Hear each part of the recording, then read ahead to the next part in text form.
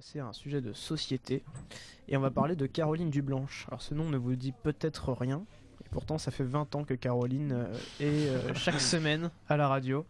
L'ancienne psy d'Europe 1 désormais sur RTL écoute les angoisses des Français depuis 2 décennies. Depuis 2 décennies, de 22h à 1h du matin. L'anonymat, la nuit, pousse les auditeurs à se livrer et à dévoiler leurs angoisses, leurs pensées les plus profondes, en attendant que Caroline y trouve des solutions.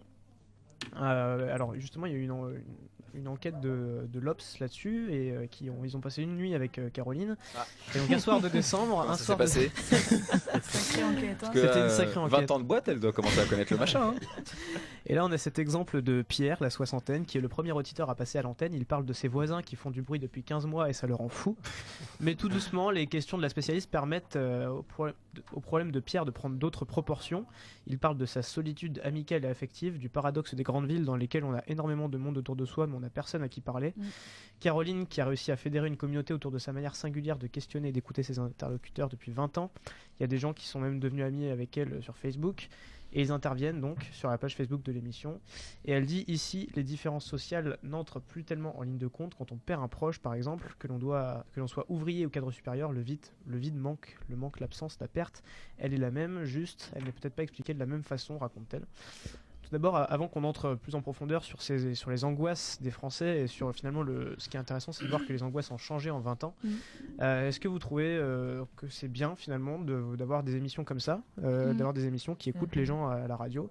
Est-ce que c'est une façon de se confier qui est recevable ou bénéfique pour les personnes qui appellent le standard de l'émission?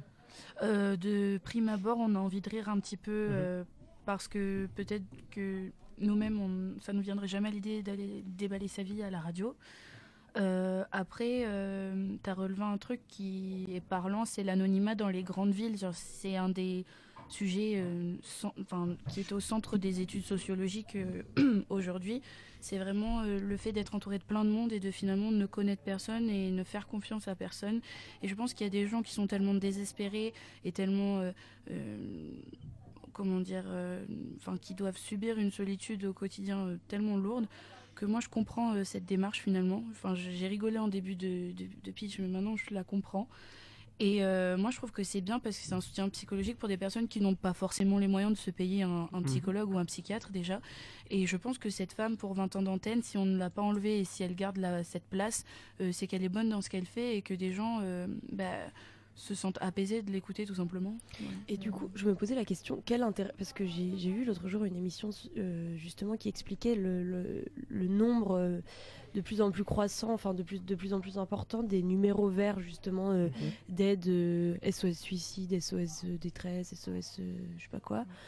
Et qui sont de plus en plus importants. Et justement, le sujet de l'émission était à propos des nombreux numéros qui deviennent payants, justement. Et donc, l'État va se charger de les réprimander, puisqu'on n'a pas à se faire un commerce, entre guillemets, sur la détresse des gens. Mais justement, pourquoi aller vers justement quelque chose de public, la radio, où tout le monde va entendre nos problèmes, et pourquoi pas plutôt vers quelque chose parce que personne ne t'écoute. Du coup, c'est ton appel à l'aide, je pense. En mode, écoutez-moi, je passe à la radio, c'est la dernière alternative pour que les gens autour de moi qui me voient mais ne me calculent pas, entendent ma voix. C'est peut-être inconscient ou totalement inconscient d'ailleurs. Ou tout le monde ou personne. Et je pense aussi que dans le numéro vert, il y a des professionnels qui répondent, etc. Mais c'est peut-être... Il y a peut-être moins de temps, moins d'attention et moins de personnalisation dans les réponses qu'ils donnent, alors que là la femme elle est disponible, elle écoute vraiment, et puis voilà, comme Hugo l'a dit avant, elle s'attache parfois même à ses auditeurs, donc je pense que c'est une question de temps aussi accordé. Oui, et puis il y a quelque chose qu'on trouve pas dans les numéros verts, c'est le fait de parler à quelqu'un à qui on a l'impression de connaître. Oui. C'est-à-dire Caroline, si tu l'écoutes tous les soirs de 22h à 1h, tu auras plus de facilité à aller te confier à elle parce que tu as l'impression qu'elle te connaît et tu as l'impression qu'elle va te comprendre finalement. Et aussi ça donne quand même une plateforme, on est écouté par pas seulement Caroline mais d'autres auditeurs. C'est ça, des personnes qui peuvent se sentir concernées par les mêmes problèmes que toi. Exactement. Moi, je trouve ça un peu gênant. Je trouve que c'est un peu du voyeurisme social. Alors justement, on va en parler. Enfin, on est sur Europe 1 ça a une dimension super étrange. Qui est une radio hyper écoutée par tout le monde, par toute classe socio-culturelle. Et de 22h à 1h, j'ai l'impression que si on allait écouter les problèmes de ceux qui n'ont pas les moyens de se payer un vrai psy ou pas les moyens Mais de ceux de qui voir écoutent quelqu'un. les problèmes de ceux qui n'ont pas les moyens de se payer un psy ont un gros problème aussi. Oui, Ouais, voilà. C'est mais- des gens qui Oui. peut-être n'osent pas prendre la parole et qui préfèrent écouter quelqu'un d'autre plutôt que de la prendre eux-mêmes. C'est une sorte de thérapie un peu inversée aussi. Enfin, tu sais pas après ce qui se C'est passe. possible, dans voilà, on le- ne sait pas ce qui se passe dans la tête des gens. Mais je trouve qu'il y a un petit côté malsain quand même de la part de la radio d'ailleurs, de la part de la radio, de préparer une émission où allez écoutons les problèmes des autres. Mais après, est-ce que c'est pas un peu un jugement assez à chaud, je trouve, de dire ça? Parce qu'au final, c'est quoi la différence pour toi entre quelqu'un qui va parler de ses problèmes à la radio et quelqu'un qui va écrire un livre où il va dire toutes ses angoisses, toutes ses peurs et tout ce qu'il a eu dans sa vie? Et quelqu'un qui va à une thérapie de groupe. Exactement. Exactement. Au final, C'est pas au faux. final, écouté le par canal, beaucoup plus de Mais personnes. moi, ce qui Voilà. me gêne pas, c'est la démarche de la personne. Je comprends que la personne fasse ça. Mm. Et même, je suis content qu'elle le fasse plutôt qu'elle fasse une bêtise. Vraiment, ou qu'elle reste malheureuse. Ce qui me gêne, moi, c'est la démarche de la radio. Oui, c'est de faire de l'audience avec Voilà, les problèmes des gens. C'est de faire de Après, l'audience avec les problèmes des comme gens. ça, oui. Ça, c'est à mon sens un problème. Mais après, dans toutes les radios, dans toutes les émissions, il y a ce côté-là de voyeurisme quand Ouais. quand il y a des auditeurs qui interviennent en racontant leur expérience, on voit, enfin. Là, Il y a on des parlait de la émissions radio sur, de Full, c'est exactement c'est ça. pareil. Et puis il y a Koé à l'époque le soir. Enfin non, mais c'est des Oui, exemples. oui, mais bien c'est sûr. vrai. Mais c'est pas forcément, c'est pas parce qu'il y a d'autres exemples que c'est forcément Ah non, pas, ça, Non, pas mais gênant. je pense Mais- que tout tient dans le fait. Tu l'as dit au début de ta phrase, tu as dit ça me gêne. Ça te gêne pourquoi? Parce que quand on parle de.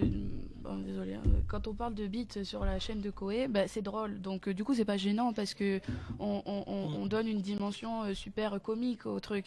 Mais en soi, ceux qui ont des problèmes qui relèvent du sexe, c'est gênant. Hein, mais c'est juste qu'ils le mettent sous le ton de l'humour. Et en Sauf que disant là, t'as- personnel. Voilà. Et sauf que là, t'as des gens qui appellent et qui ont pas du tout envie de rire en fait. C'est ça où ils se foutent en l'air. Donc quelque part, dans les deux cas, c'est un appel à l'aide, sauf que c'est fait de manière différente. Et c'est pour ça que ça te gêne, je pense, parce que on a l'habitude que la radio, ça soit du divertissement et que ce soit un apport culturel quand on parle d'RMC, France Inter ou encore de France Culture, des choses comme ça, ou alors vraiment dans le trash à la Koé, à la Diffoul sur Skyrock, des choses comme ça.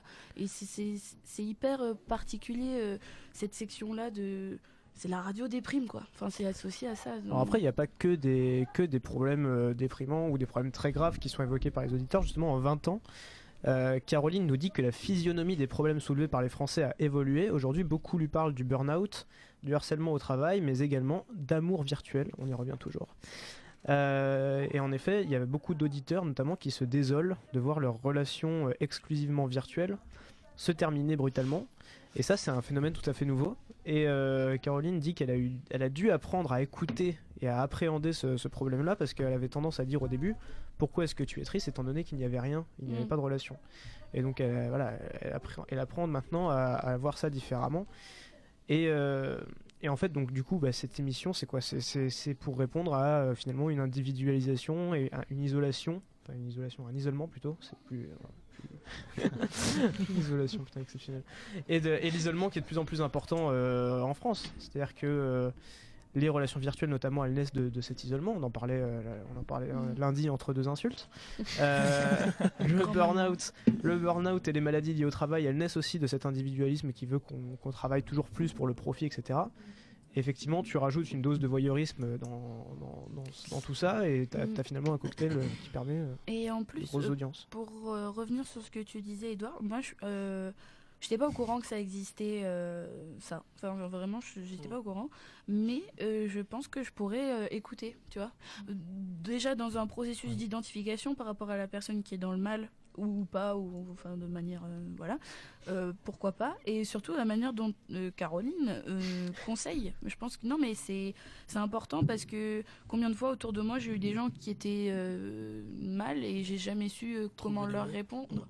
Enfin, c'est un apport culturel aussi de savoir réconforter l'autre. On apprend toujours des choses sur ce qui nous entoure, mais on n'apprend pas à réagir. Et c'est un petit peu. C'est beau ce que j'ai dit. Ah oui. Ça fait 2 interventions de suite là. Grande première. Il y a un niveau dans cette émission. Incroyable. Heureusement qu'on a parlé d'alcool, sinon on serait Heureusement ennuyé, qu'Edouard en a fait une parce que sinon. On va